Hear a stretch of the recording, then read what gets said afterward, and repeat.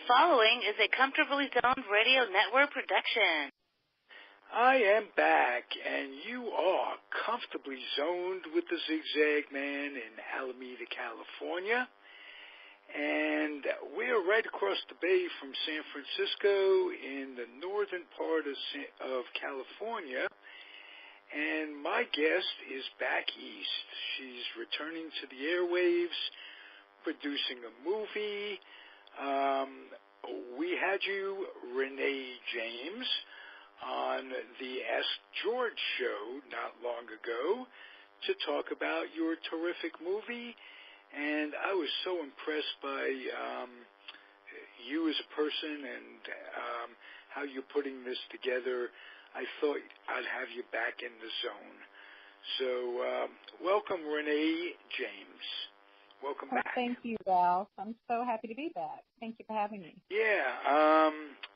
As you know, I'm an incredible baseball fan. I don't know how to tell you how interested I am in the project that brings to life one of the greatest baseball players that ever lived that so few people know about, because he was banned from baseball. And it was Shoeless Joe Jackson that you are based the project on. And at the time you were on, you had an announcement that was pending that, and now you can tell us about how you're going forward. Renee, tell us about your new executive producer. Oh, we have Bob Thornton, who's going to come on as our executive producer, we're happy to say. Hey, that's not a bad name. Absolutely. He's a big baseball fan and a great actor, great director, and all-around great guy. I'm so thrilled for you. Thank you. We are too. How did you get to meet him? How did that come about?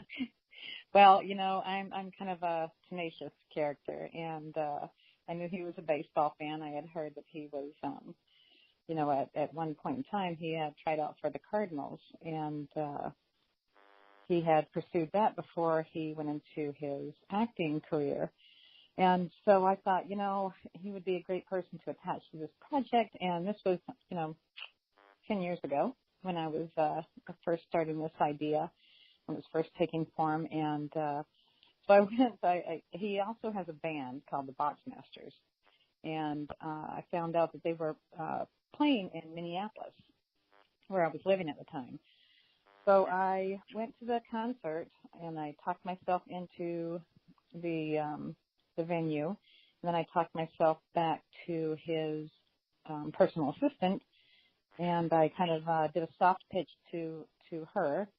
And she said, okay, I think you might be interested in this. You know, why don't you come out onto the tour bus after the concert and, you know, pitch it to him.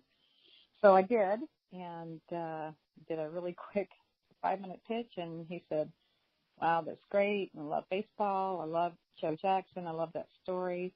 You know, come out to L.A. and let's talk about it more. So I did, and he just really loved the idea of the project and believed in it. And, you know, it kind of sat on the back burner for a while. I had things going on. He had things going on. But, yeah, we are progressing now, and things are looking really good. A lot of things happening, a lot of good things happening. You've got moxie. Have you been told that before? A little bit. Few times. Okay. All right. Now, you know, it's interesting when it came to my mind a couple of weeks ago to have you back. It was in reference to my getting your take on as a woman, and a Southern woman at that. Yes. How did you know? How did I know? The Bible told me so. Do you remember that song? Have faith, hope, and charity. But I like it. No, it was a hit song. It was Doris Day or someone like that in the 50s. Okay. And it said, have faith, hope, and charity. And that's the way to live successfully. How do I Ralph, know? I think you've got another career. I do, and it's arranging threesomes with faith, hope, and charity. I love it. That sounds like a good career to me, right? Yeah, absolutely. Okay, but aside from your southern accent, your southern way, which is delightful, I might add. Well, thank you. I thought I had my accent, under wraps, but I was just as much as I have my by New York accent under wrap. Yes, I'm an Oakland girl. Oh, really? Actually. Yeah, I was born in Oakland at the Alameda Hospital there. I'll be darned. I'm within 6 blocks from the Alameda Hospital. I have some great, in parentheses, in quotation marks, great history with the Alameda Hospital. Anytime you go into a hospital, it's not great. It's not great. Not me personally, but Bessa, you were born in Alameda Hospital. That's crazy. What can I tell you about that? How did you adjust, and what age did you move south, and how did you adjust to Southern living? Do I still have you? I don't have her. We're going to take a pause for the cause, try to get Renee James back. It's the Comfortably Zoned Radio Network. I am Ralph Tyko, and I shall return.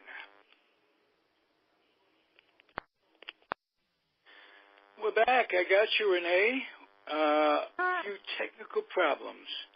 A little technical difficulty. It happens. We were at the point where I was asking you for your opinion as a woman living in the South, what you thought of the Kavanaugh hearings, of the confirmation of Dr. Ford's testimony. Oh, my, you're getting political on me. If you don't mind. What happened to baseball talk? Would you prefer not to get political, and I can go back and stop this and hit the button again, and we'll bring you back with some baseball talk. If you prefer that, we'll go back to baseball talk. In any event, if you want to chat about this, it's up to you. You're the guest.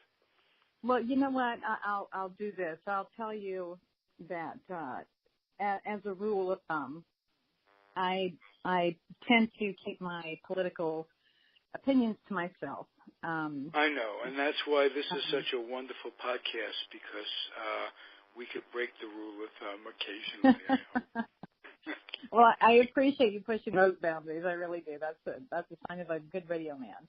All right. But I'll touch on it briefly, only to say that, man, I just personally, I think we should go back to the days of, being proactive on our own and not having this huge public forum. I think that, life was easier. It was simpler when, if a man said something you didn't like or did something you didn't like, you smacked him, you walked away, you went on with your life. That's pretty controversial, probably. But, it's better than involving the whole world and getting very, bogged down in all of this controversy that just really divides our nation. What do you see coming good out of all of this? Well, that's a tough call. I don't. Right now, it's really hard to see a bright side. I mean, I hate to be, a naysayer here, but there is some solidarity and this movement where everyone stands together. But I truly believe, getting a little deeper into this than I really care to, but if something happens, speak up. And if it's traumatic, then it is a tough situation to contend with and to process. But I don't know if a certain amount of time goes on, then one kind of begs to question, why the delay in time, and not that I distrust or disbelieve anything, but I believe in handling things straight on, and if something happens, you confront it, you deal with it, and you move on with your life. Okay, but if you're referring to Dr. Ford, she was a 15-year-old little girl at the time, and it's very tough. I just wanted to get from you that you see that she has believability, credibility. Absolutely. Absolutely. Okay. I believe everything she says. I truly do. Okay. How then are you appalled then by those who approved him if for no other reason his demeanor,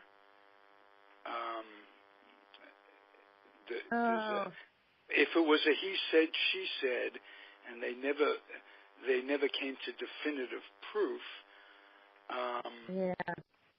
should have he been approved because of his demeanor? This is just an opinion thing.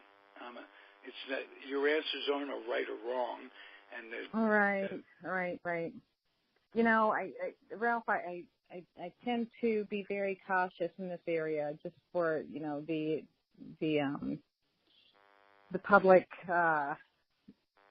opinion is kind of, everyone has a magnifying glass on everyone right now, and I don't feel 100% confident in broadcasting my political views, to be honest. Okay, let's not then pursue it any further and get back to baseball. And get to know you a little bit.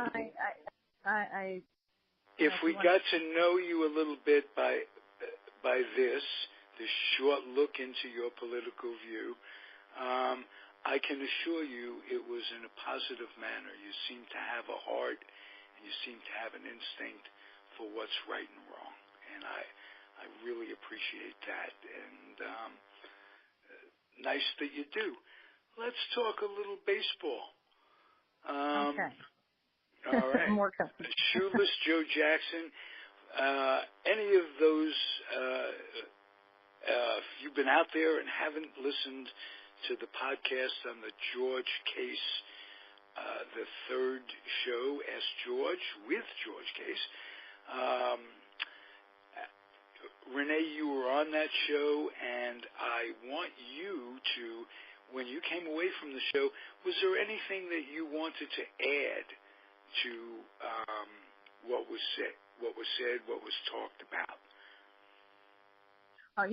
There's so much to the story. There really is. This could be an unending conversation because there's so many opinions out there. There's so many truths that aren't known. There's so many things that could be, kind of looked at in a different light. People are easy to jump to a conclusion. We have our Facebook page, and, when we make a post, there are mostly positive responses to our post about Joe Jackson. But, there are people who just type in and say, no way he should ever be allowed into the Hall of Fame. He absolutely should have been banned, and nobody, has any right to lift any ban that was, set forth years ago. But and that's their prerogative. Everyone is entitled to their opinion, and I appreciate that, and I respect that, and I believe in that. Makes for an interesting movie, as a matter of fact, doesn't it? Right, absolutely. From that standpoint. Absolutely. Controversy is good, and differences of opinion are good. as long as the violence doesn't go with it.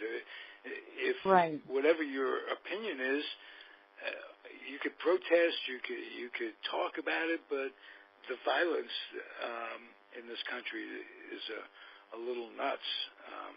It is. It is. A lot of ranting going on in a lot of areas. But, you know, nothing interesting is about controversy, truly, in my opinion. And, you know, unfortunately, I think that in regards to Joe Jackson, a lot of the negative opinion is based on limited information and incorrect information. And, you know, there are some great movies that have been made, but, you know, as I stated before, not completely accurate historically. And, you know, there was missing information and information that wasn't attainable at the time. So, you know, these people that are quick to jump on that bandwagon that, you know, oh, he did wrong, you know, regardless, he took the money. There's just no other way to say it, and I you know, find myself getting tired of saying it myself, but there's a lot more to the story. There truly is. There are facts that tie in, that really, truly have an impact on the outcome and, you know, the way things kind of carry themselves. And well, let's give an example of misconceptions. And I've told you, I'm a big baseball fan. I sat in on the interview that you were nice enough to give George, and I learned from that interview that Joe Jackson couldn't have been the illiterate that he has been portrayed. Like, Joe J didn't know what he was doing, couldn't sign his name. This guy ran a business. You have to have some sense of accounting, of organization. He ran a hardware store, which is a lot like working in base supply in the Air Force, like I did. So I know you don't have to be any real genius to do it, right. But you have to have a little bit going for you brain-wise. He's been portrayed all these years, and I want to know if that has been good or bad for his image in the sense of keeping him out of the Hall of Fame. Was he portrayed as ignorant, to use that as an excuse? You know what I'm trying to ask? Yeah. You know, well, here's the thing. As far as him running the business, as I said before, his wife really, truly had a lot to do with that. She did help a tremendous amount. But at the same time, Joe, you know, he was not stupid. He was illiterate. He was completely illiterate. He couldn't read. He could only write his name in later years. I'm not sure. We don't have any, you know, true evidence when he learned to sign his name. But that's all he knew, is how to sign his name, nothing more. So he was illiterate. Okay. He never spent a day in school. And, you know, he wasn't stupid, but he wasn't educated, and he was not worldly. You know, his existence through most of his life was, you know, through a small town in South Carolina. And most of his time was spent in the textile mill. So, you know, as far as it goes into play, you know, with the scandal and how it affected him, I think it was a huge factor. I truly do. He, you know, he trusted people, and he put his faith in certain people that maybe he shouldn't have. You know, his roommate, Lefty Williams, he depended on him. He thought of him as a friend, and he really kind of turned on him. And Lefty was a big factor in the whole scandal. You know, people just assumed that Joe voluntarily took part in the scandal, that he, you know, was in on it from the start. But the story is that, Lefty really kind of put him in it. He and the other players had volunteered his name without talking to him, without asking him, without involving him at all. They said, oh, sure, we can get Joe, and they needed Joe. So these guys, in order to sell this fix to the gamblers, they had to include Joe Jackson. He was the heavy hitter. He was an important guy to get on this roster for the throw. And because he remained a heavy hitter in the World Series, couldn't he or the other players or people could speak for him to the Judge Landis and have that taken into consideration, that it didn't look like he was part of it from a performance standpoint. And I'm wondering why. Go ahead, I'm sorry. No, you go ahead. First of all, it's no secret that Judge Landis did not like Southerners. He had very strong opinions about people of color and people from the South, and he didn't care for either of those categories. And, I think that, it's conjecture a little bit, but I do think that Joe was a scapegoat of sorts. But, following through with what I was saying earlier, he was kind of brought into this without his knowledge or consent, but he was given the money. And yes, did he accept the money? The money was thrown down on his bed. And, he was told, keep it, don't keep it, be a part of it, don't be a part of it, but the scandal's going to happen. And so when Joe went into Comiskey's office, he, spoke with Austrian. He told him about that money. He told him about what he had heard. And this was the day after the series ended. And, they told him, just, hold on to the money, don't say anything. And he did that. And I told you before, he put the money in his bank account and it didn't get spent for months. But when we come to the grand jury, when he was indicted, he didn't know anything. He was brought into Austrian, the attorney for Comiskey. He was brought into his office, and he was told, this is months later, he was told as he walked in, Kid Gleason pulled a letter out of his pocket, and he threw it down, and he said, here, I'm out of here. I'm leaving. So Kid Gleason walks him in, he throws down this letter, he leaves, and then Austrian tears open this letter, and it's the suspension letter and his final paycheck.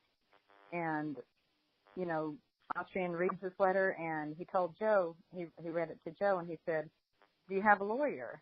And Joe said, no, sir, I don't. He said, do you have a bail bondsman? He said, no, I don't.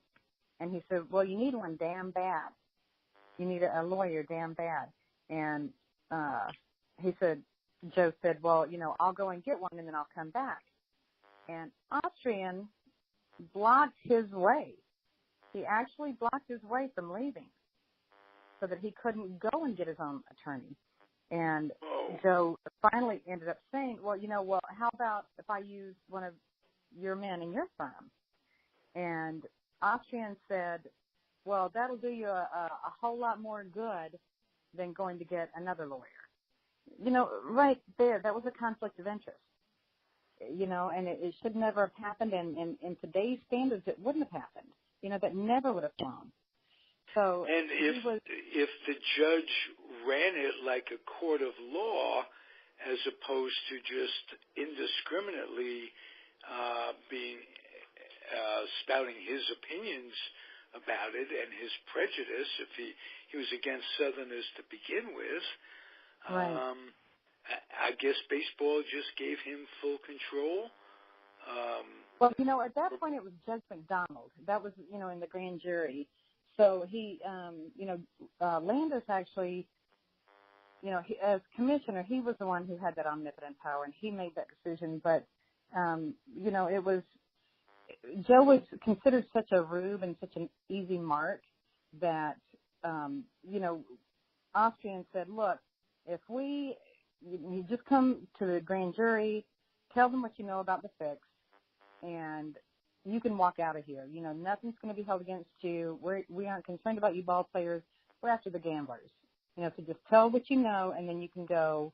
You're not going to be held accountable for anything. So Joe believed that, and he goes and he believes in this promise that's made to him. And then, it turns out that he was they never truly intended to, let him go or let him off the hook. They just told him whatever they felt that they needed to tell him to get him to, say what he knew about the fix, which was limited. And then they accused him of, withholding information.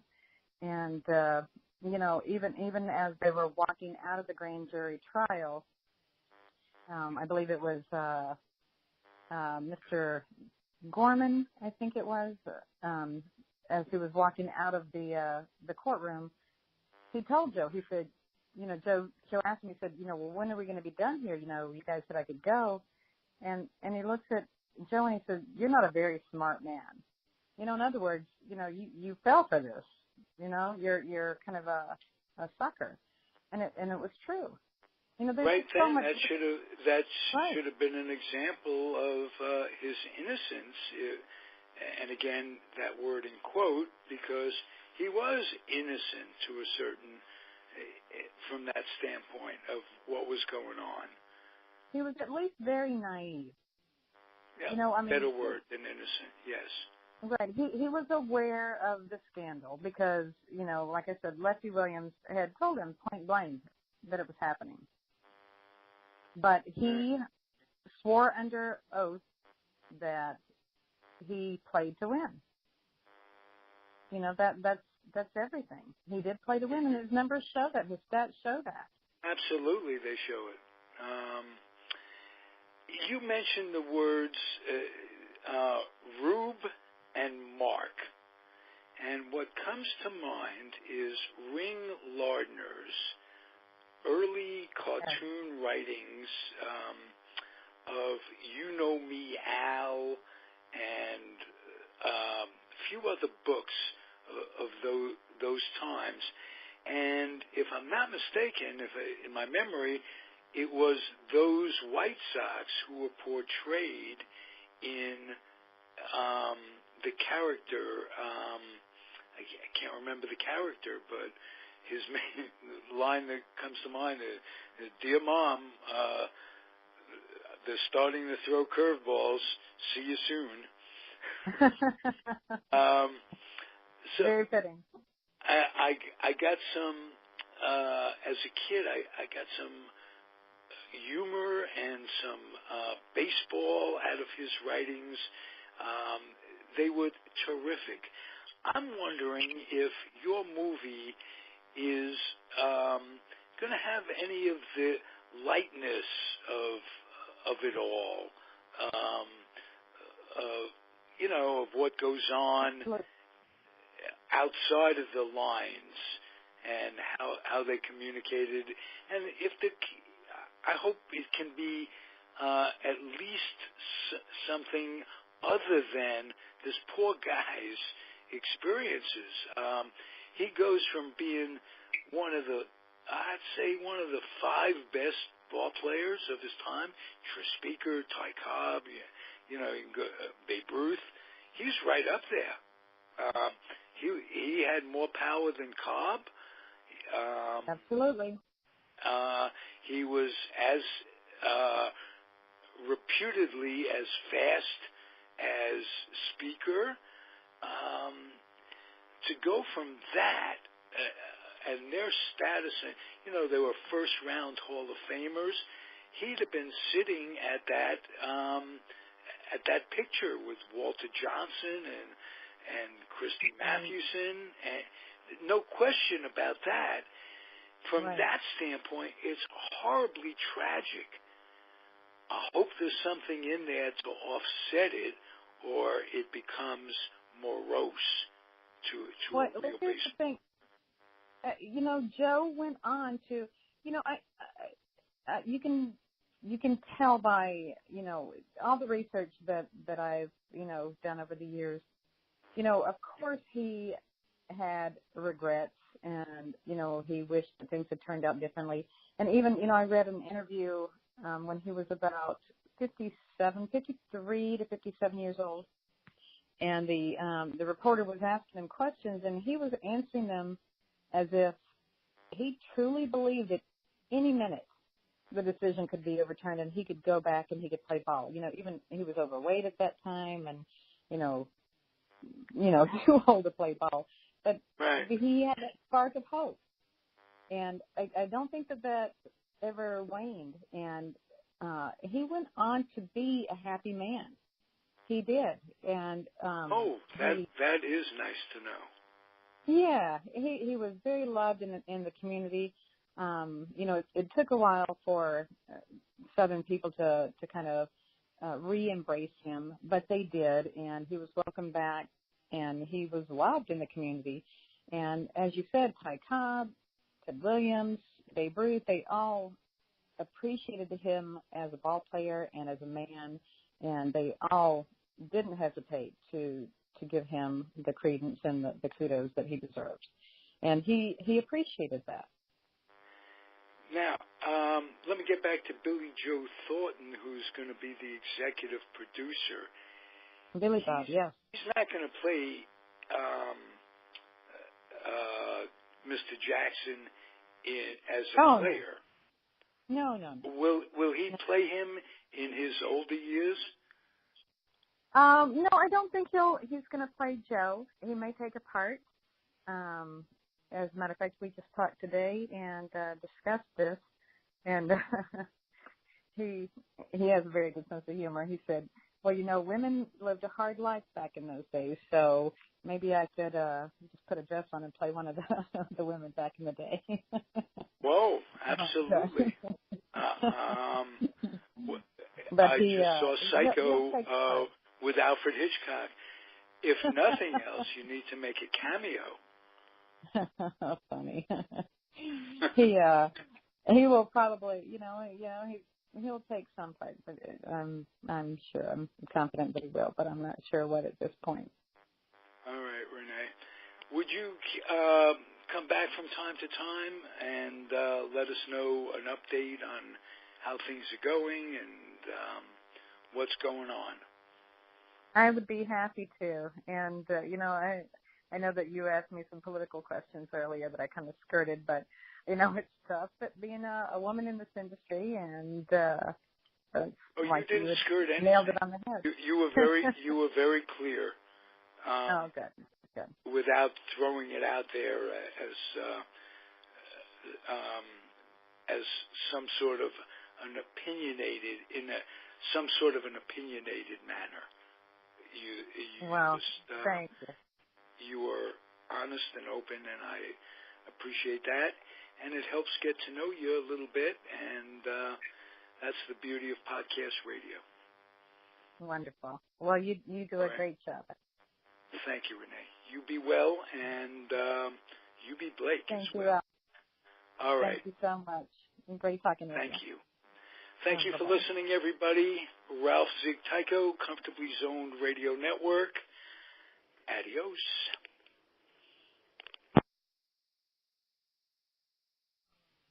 This has been a Comfortably Zoned Radio Network production.